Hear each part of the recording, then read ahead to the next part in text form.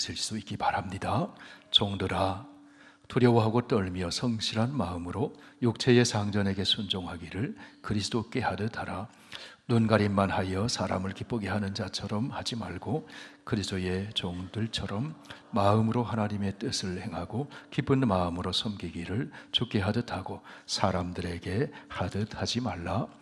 이는 각 사람이 무슨 선을 행하든지 종이나 자유인이나 주께로부터 그대로 받을 줄을 알미라. 상전들아, 너희도 그들에게 이와 같이 하고 위협을 그치라.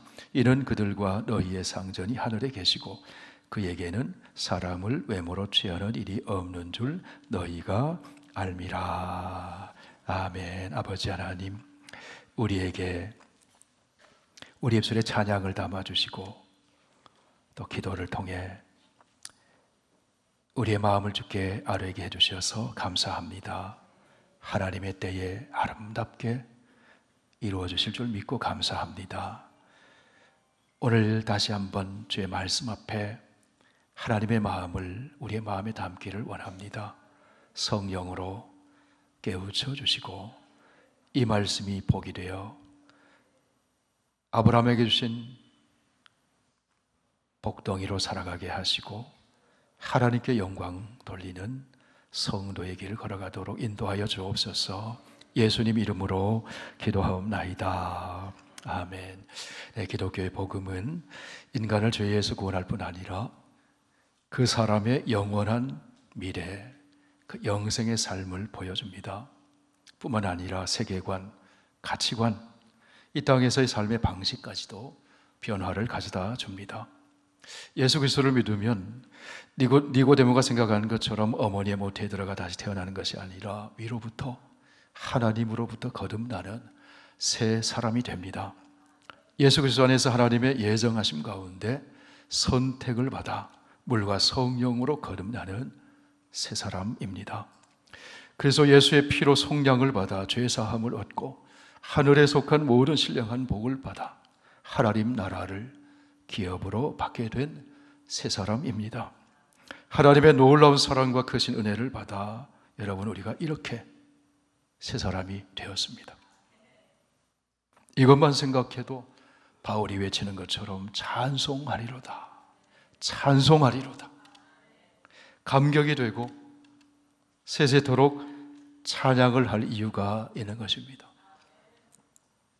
그러면 여러분 어떤 사람이 새 사람일까요? 하나님 나라 백성이라고 하는 새 신분의 옷을 입고 새 생활하는 사람이 새 사람입니다. 새 생활을 하지 않으면 어떻게 그 사람이 새 사람 되었는지를 알 수 있겠습니까? 여기 새 생활이 무엇일까요? 예수님을 인생의 주인으로 모시고 그분의 사랑의 통치를 받으며 하나님 사랑, 이웃 사랑, 서로 사랑을 실천하며 사는 생활이 새 생활입니다. 서로 사랑하며 사는 생활이 어떤 모습일까요? 서로를 존중히 여기고 서로 섬기는 생활입니다. 서로 섬기는 공동체가 새로운 사회입니다.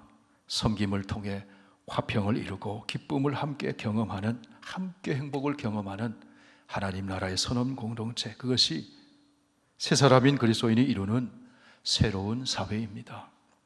새로운 사회인 하나님 나라를 이 세상에서 먼저 보여주는 공동체가 교회입니다. 페더럴 웨이에 있는 우리 선교교회인 줄 믿습니다. 아멘. 성령의 능력에 붙들린 초대교회의 모습이 그런 새로운 사회를 보여줍니다. 시와 찬송과 신령한 노래를 부르고 감사하며 떡을 떼고 교제하고 사랑을 나누며 함께 더불어서 기뻐하는 행복한 공동체, 하나님 나라를 경험하는 새로운 사회입니다. 복음 전도를 통해 이 새 공동체에 들어오도록 이웃을 섬기고 초청하는 새로운 공동체, 그게 교회입니다. 그리스도를 경외함으로 주 예수 그리스도의 통치에 복종함으로 아내와 남편, 부모와 자녀가 존경과 사랑과 순종과 축복의 관계를 이루는 가정생활, 그게 새로운 사회입니다. 주 예수 그리스도의 통치에 순종하며 사는 것이 새 생활인데, 그러면 가정생활뿐 아니라 사회생활, 직장생활이 달라집니다.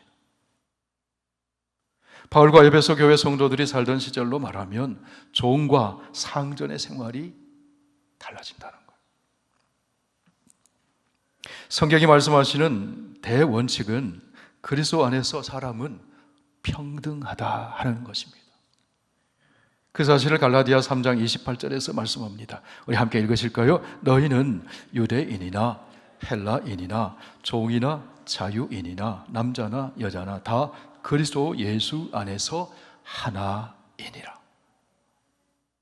이 원칙의 천명은 당시에는 혁명적인 사건이었어요. 유대인과 헬라인, 이방인 그 사이에 막힌 담이 그리스도의 피로 허물어졌습니다. 유대인이나 이방인이나 똑같이 죄 아래 있던 사람들이 예수 그리스도의 십자가의 구속의 은총을 입음으로 의인이 되었어요. 유대인이나 이방인이나 동등합니다.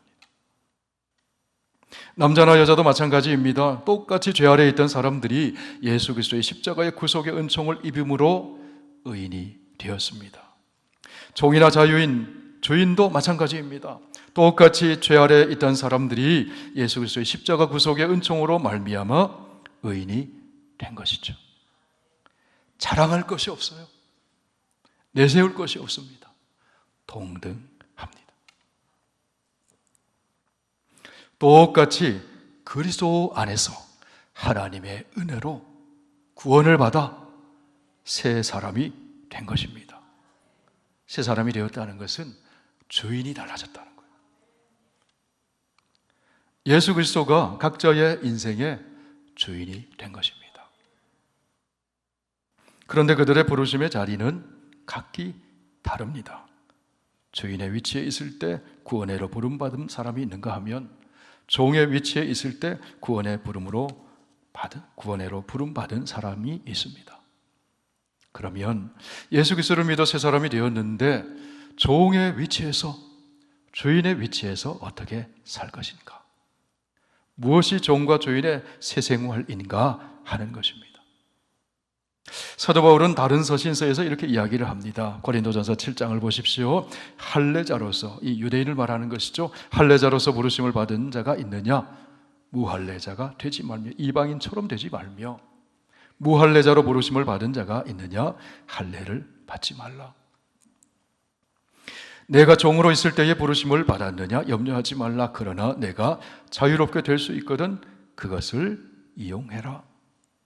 이 말씀을 이렇게도 기록이 되어 있습니다. 자유할 수 있어도 그대로 지내라. 우리 22절은 함께 읽으실까요? 주 안에서 부르심을 받은 자는 종이라도 주께 속한 자유인이요, 또 그와 같이 자유인으로 있을 때에 부르심을 받은 자는 그리스도의 종이니라.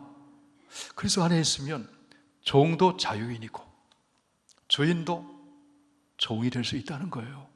그리스도 안에서. 오늘 읽은 본문의 말씀은 예수 그리스도를 믿어 새 사람이 된 사람의 가정생활에 이어지는 말씀입니다. 본문의 말씀은 새 사람의 가정생활의 연장선상에 있습니다. 새 사람이 된 그리스도인의 가정생활이 사회생활로 확장되는 것입니다. 바울 당시의 가정은 남편과 아내, 자녀, 그리고 주인과 종으로 구성되어 있었습니다. 주인의 위치에서 부름받은 그리스도인은 어떻게 사회생활을 할 것인가? 종의 위치에서 부름받은 그리스도인은 어떻게 사회생활을 할 것인가?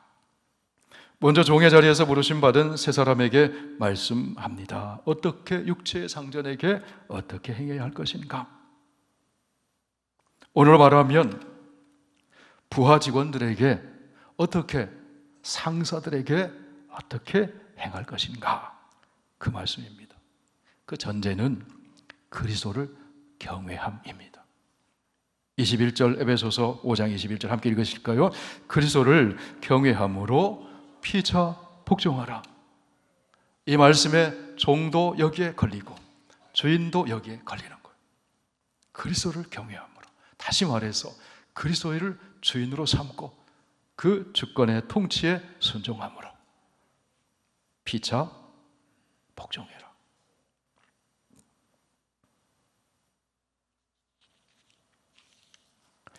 네 가지 사실을 얘기해 줍니다. 먼저 종에게 네 가지 사실을 얘기해 줍니다. 먼저는 그리스도께 하듯 주인을 존중하며 순종하는 것입니다. 두 번째는 그리스도에게 하듯 두려움을 가지고 순종하는 것입니다.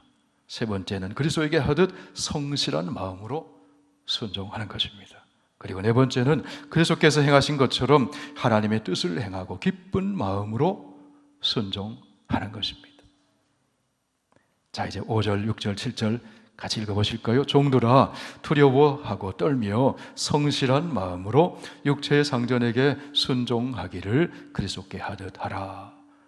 눈가림만 하여 사람을 기쁘게 하는 자처럼 하지 말고 그리스도의 종들처럼 마음으로 하나님의 뜻을 행하고 기쁜 마음으로 섬기기를 주께 하듯 하고 사람들에게 하듯 하지 말라. 성도 여러분, 어떤 사람이 주께 하듯 섬길 수 있겠습니까? 그리스도를 경외하는 사람이 주께 하듯 섬길 수 있어요. 성령으로 충만한 성령의 사람이 주께 하듯 섬길 수 있습니다. 하나님의 영이요, 그리스도의 영이요, 사랑의 영이신 성령의 충만함을 받아 그 성령의 지배를 받는 사람이 그리스도께 하듯 할 수 있어요. 하나님의 영으로 충만한 요셉과 같은 사람이 주께 하듯 섬길 수가 있습니다. 여러분, 요셉 이야기 알잖아요. 형들에게 버림을 받고 애굽에 종으로 팔려갔어요. 보디발의 집에 종으로 팔려갔어요. 거기서 주인 보디발의 집에서 어떤 태도로 일했습니까? 주께 하듯 주인을 섬기며 청지기적인 삶을 살았어요. 억울하게 누명을 쓰고 옥에 갇혔을 때도 주께 하듯 섬기며 청지기적 삶을 살았어요. 감옥에서 바로왕의 두시나 술 맡은 관원장, 떡 맡은 관원장의 꿈을 해석해 주었습니다. 그로 인해 바로왕, 애굽왕 바로의 꿈을 해석해 주게 되고 총리의 자리에 오르게 되잖아요. 일개 노예가 세계 제국의 총리가 됐어요. 주께 하듯 성실함으로 최선을 다해 섬겼더니 하나님이 그 자리로 옮겨주셨어요. 하나님이 그렇게 높여주셨어요. 총리, 공직자가 되어서도 요셉은 주께 하듯 나라의 일을 하고 생명을 살리는 일을 합니다. 성공을 군림하는 자리가 아니라 섬김의 기회로 삼는 것이죠.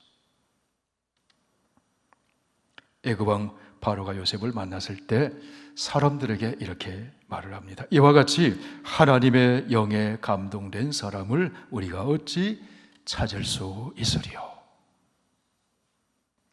성령의 충만한 사람이라는 거예요. 성령의 지배를 받은 사람이라는 거예요. 하나님을 경외하며 성령의 통치에 순종하는 사람이 이렇게 살아갈 수가 있습니다. 저와 여러분이 그렇게 되시기를 축원합니다. KBS 대담 프로그램, 수년 전에 있었던 대담 프로그램을 제가 유튜브를 통해 보게 됐어요. 백영훈 박사라고 하는 분이, 이분이 1960년대 초에 독일 유학을 갔다 와서 중앙대학교 교수로 봉직하고 있었는데, 여러분 아시다시피 60년대 초에 대한민국, 한국은 3년 동안 전쟁의 참상을 겪고 이제 채 10년도 지나지 않았는데 사회 기반 시설이 다 무너졌습니다. 남쪽도 마찬가지고 북쪽도 마찬가지고 다 무너져 있었습니다. 실업자들이 넘쳐나고 일거리가 없어요. 먹을 거리가 없어요. 그때 당시에 박정희 대통령이 당시에 서독에 3천만 달러 차관을 구하기 위해서 이리저리 애를 쓰고 있는데, 독일에 그 상무장관 보내서 차관을 좀 얻으려고 했다고 합니다.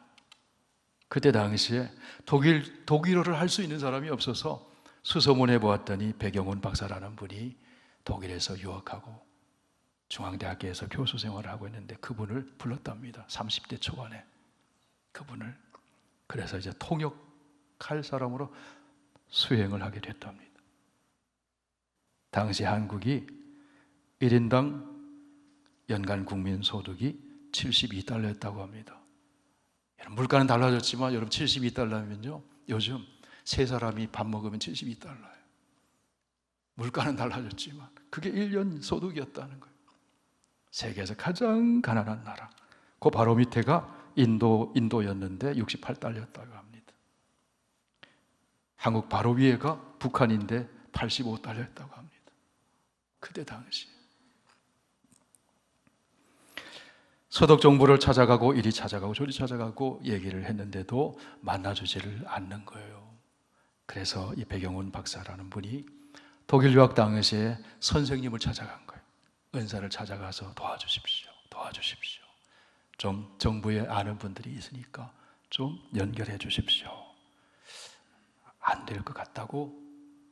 그러니까 이분 얘기가 방송에서 하는 얘기예요. 일주일 내내 매일 아침에 그 은사 선생님의 사모님을 찾아갔대요. 울면서 매일 사모님, 우리나라 좀 도와주세요. 우리나라 좀 도와주세요.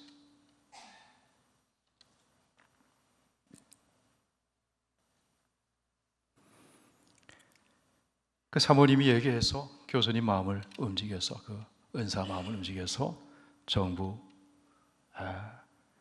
그 상무장관을 만난 것도 아니고 차관을 만나게 되었답니다. 그래서 이 3천만 달러를 좀 차관 1만 5천 마르크를 좀 차관을 해달라고 하니까 공공차관은 어렵고 상업차관을 할 수는 있는데 외국은행 보증서를 좀 가져와야 된다고. 그래서 홍콩은행도 찾아가 보고 영국은행도 찾아가 봤지만 뭘 믿고 보증을 해주겠습니까? 다 거절을 했답니다. 근데 소독 노동부의 과장으로 유학 시절 함께 공부했던 친구가 노동부에서 일하고 있었는데 그 소식을 듣고 연락이 왔대요. 그래서 이런 제안을 합니다. 독일에는 광부들이 없대요. 40도, 섭씨 40도, 1000m, 1km 땅에 내려가서 40도 그 지열이 있는 곳에서 석탄을 캐야 되는데 일꾼이 없다 합니다. 간호사들이 없대요. 그래서 그 광부 2000명과 간호사 1000명 보내주면 그분들의 월급을 지급 보증처럼 그렇게 대신 할 수 있을 것 같다.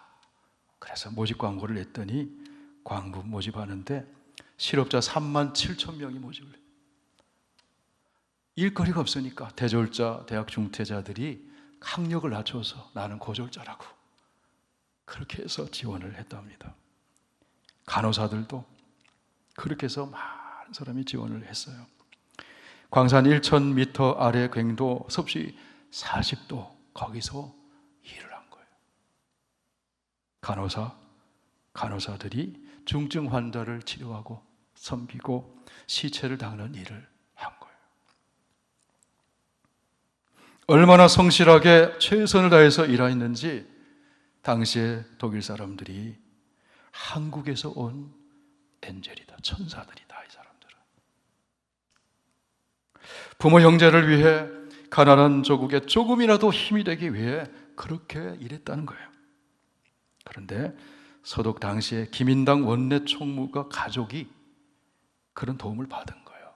그래서 원내 총무가 감동을 받아서 의원 15명이 결의를 해가지고 정부에 건의를 한 겁니다.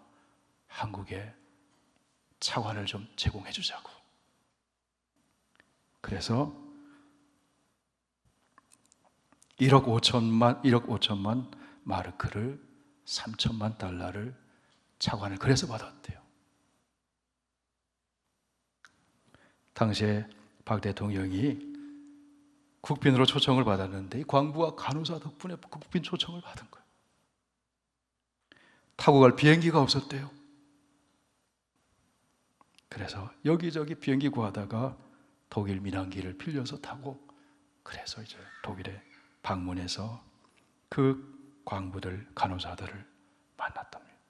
그런데 얼굴시커먼 얼굴에 한국의 대통령이 왔다고 앉아있는데 그 앉아있는 자리에 애국가가 울려 퍼지니까 그냥 펑펑 울었답니다.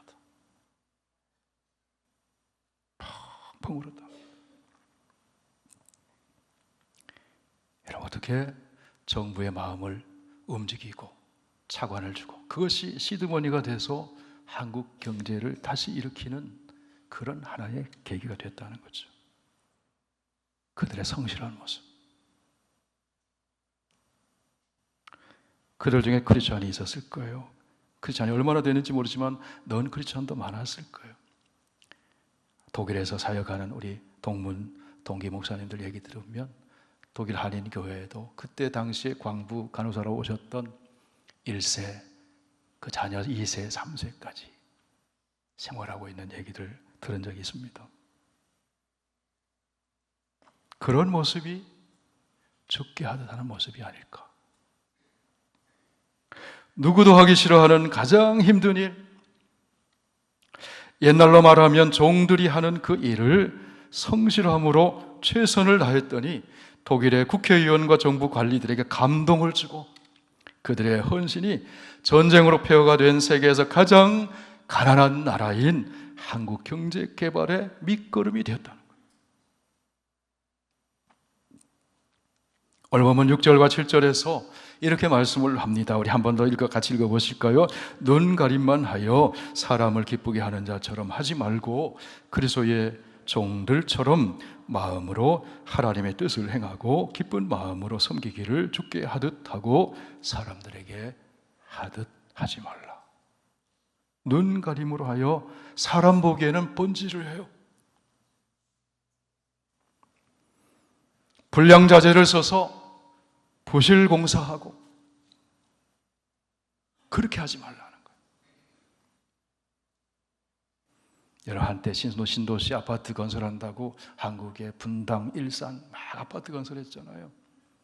자재가 모자란다고 바다 모래 갖다가 쓰고요, 철근 얇은 거 갖다 쓰고요, 그런 적이 있어요. 그렇게 하지 말라는 거예요. 눈가림으로 해놓으면 얼마나 많은 사람이 생명의 위협을 당하겠습니까? 언젠가는 무너지는 거죠. 크리스찬은 그렇게 하면 안 된다는 거예요. 그래서 이런 겉에 보이는 것뿐만 아니라 보이지 않는 부분도 잘 해야 된다는 거예요. 사람의 눈도 의식해야 하지만 항상 하나님의 눈길을 의식하며 일해야 된다는 겁니다. 종들아 두려워하고 떨며 성실한 마음으로 육체의 상전에게 순종하기를 그리스도께 하듯 해라. 골로새서에서 말씀합니다. 함께 읽으실까요? 무슨 일을 하든지 마음을 다하여 주께 하듯 하고 사람에게 하듯 하지 말라. 이는 기업의 상을 주께 받을 줄 아나니 너희는 주 그리스도를 섬기느니라.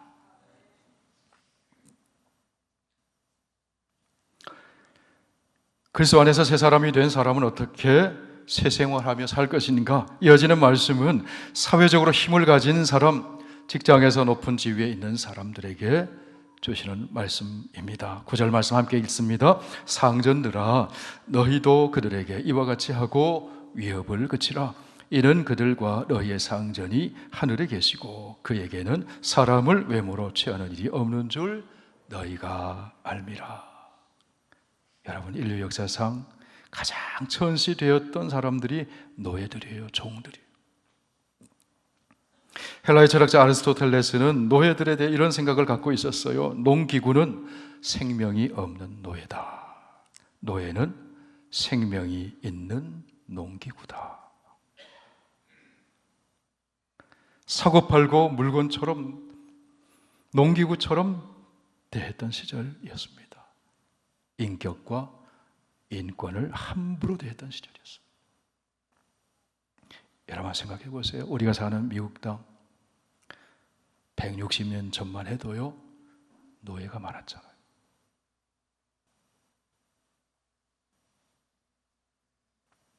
하나님을 섬긴다고 하는 그리스도인 가정에도 노예가 많았어요.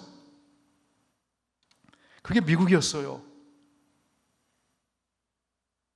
한국에도 100년 전까지만 해도 종들이 많았잖아요.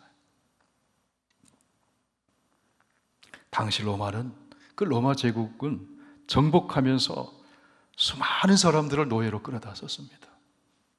노예의 숫자가 6천만 명이나 됐다 그럽니다. 6천만 명. 전쟁 포로로 잡아와서 노예 삼는 거예요.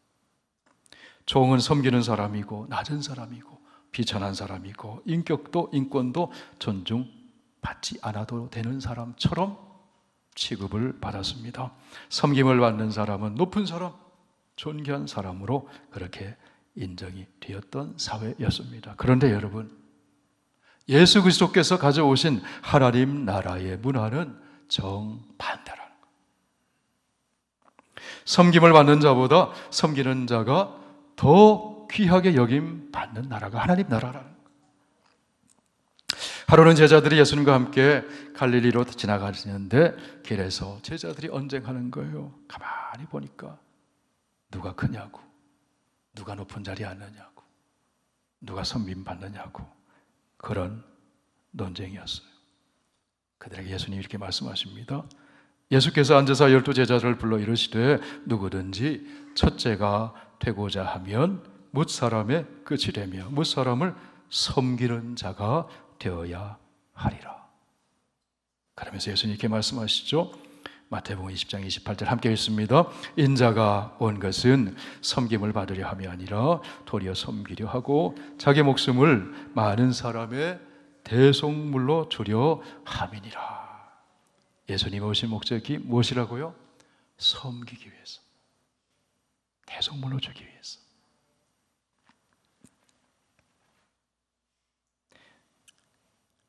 전라북도 정읍에 가면 금산 기역자 교회가 있어요.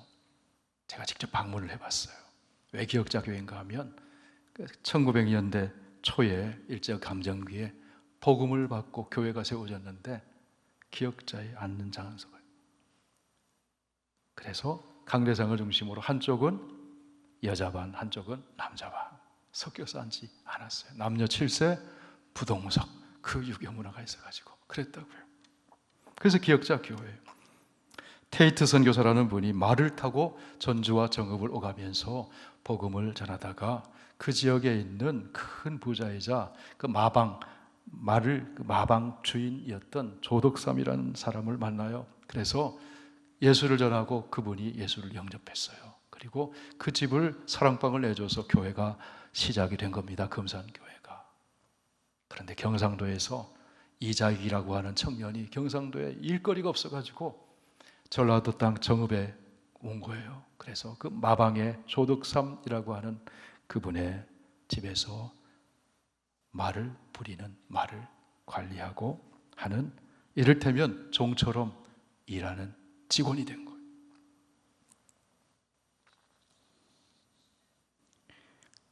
성실한 이자익이라는 청년을 주인인 조덕삼이 전도를 해서 함께 교회에 나가게 된 겁니다. 예배를 드리게 된 겁니다. 교인들이 불어나고 100명이 넘어가게 됐어요. 그래서 이제 장로를 세워야겠다. 그래서 교회에서 투표를 했어요. 교인들 후보를 2명 올렸는데 이 마부로서 종처럼 그 일했던 이자익 청년이 후보로 올라가고 또 주인이었던 조덕삼이 후보로 올라갔어요. 투표를 했습니다.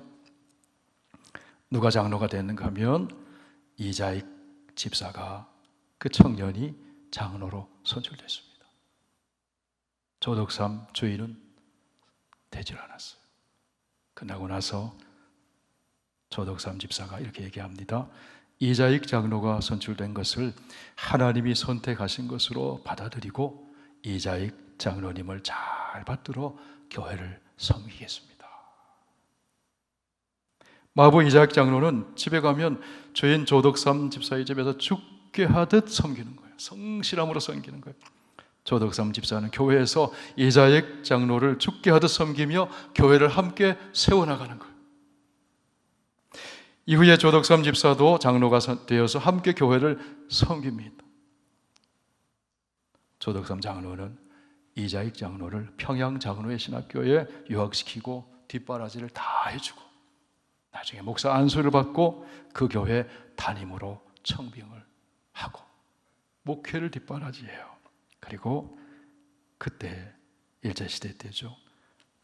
예수교 장로의 총회장을 3번이나 하면서 한국교회를 섬기는 그런 영적 지도자로 그렇게 뒷바라지를 한 거예요.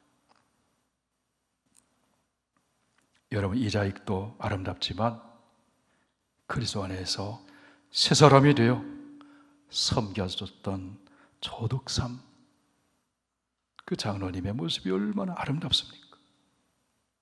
그리스도를 경외함으로 종을 대한 거예요. 직원을 대한 거예요. 그리스도 안에서 형제에게 하듯하고 하나님 나라의 동역자로 함께한 겁니다. 골로새서에서 말씀합니다. 상전들아, 의와 공평을 종들에게 베풀지니 너희에게도 하늘에 상전이 계심을 알지어다. 고린도전서에서 말씀합니다. 다시 한번 읽겠습니다. 그리스도 안에 부르심을 받은 자는 종이라도 주께 속한 자유인이요 또 그와 같이 자유인으로 있을 때에 부르심을 받은 자는 그리스도의 종이니라. 주인도 그리스도의 종이라는 거예요. 요한복음 13장에 보면 예수님이 제자들의 발을 씻어주는 장면이 나오죠. 만유의 주인이신 주님께서 종처럼 섬겨주신 거예요. 예수님이 왜 그렇게 하셨을까요? 사랑하시기 때문에 그렇게 하신 거예요.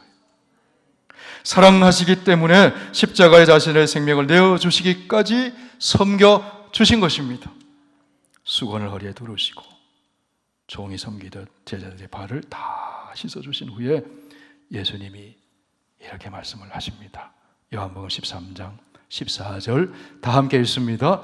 내가 주와 또는 선생이 되어 너희 발을 씻었으니 너희도 서로 발을 씻어주는 것이 옳으니라.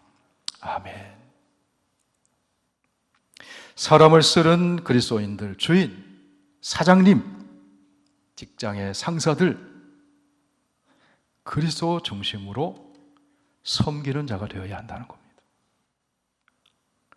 사람의 크기는 얼마나 많은 사람을 거느리냐에 있는 것이 아니라 얼마나 많이 섬기는가에 달려 있다는 사실이에요.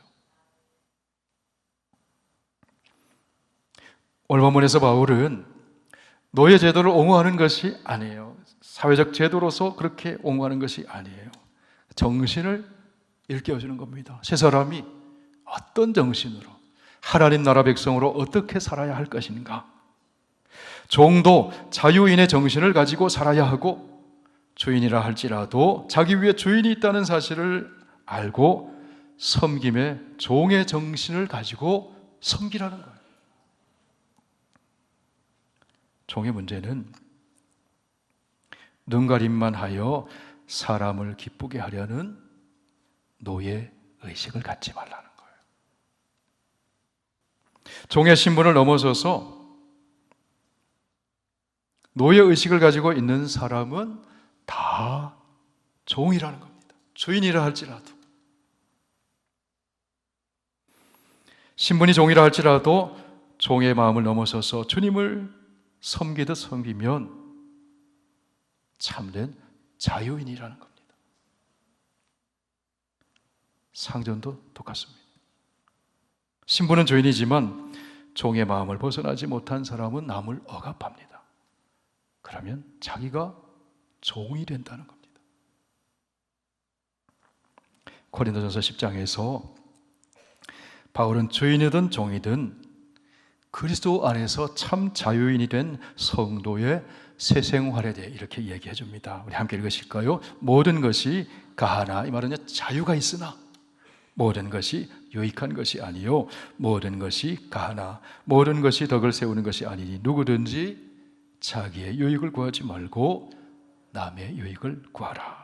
33절 함께 있습니다. 나와 같이 모든 일에 모든 사람을 기쁘게 하여 자신의 유익을 구하지 아니하고 많은 사람의 유익을 구하여 그들로 구원을 얻게 해라. 자, 섬김으로 종이 주인이 구원을 얻게 되고 주인이 종을 잘 섬김으로 종이 구원을 얻게 되도록 그렇게 해라.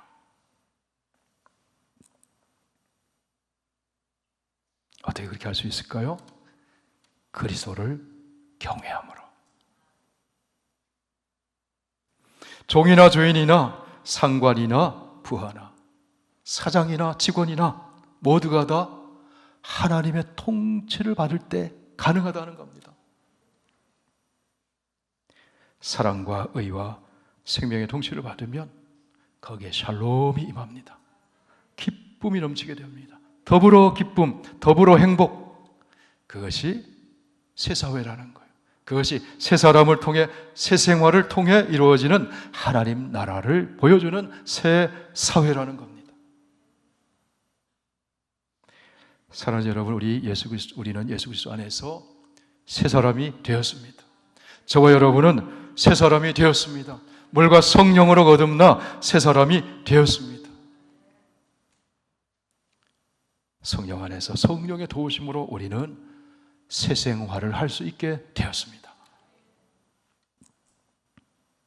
그리스도를 경외함으로 가정생활뿐 아니라 직장생활, 사회생활 속에서도 생명과 사랑과 의와 화평을 이루는 하나님 나라 세워가는 우리 모두가 다 되기를 주의 이름으로 축원드립니다.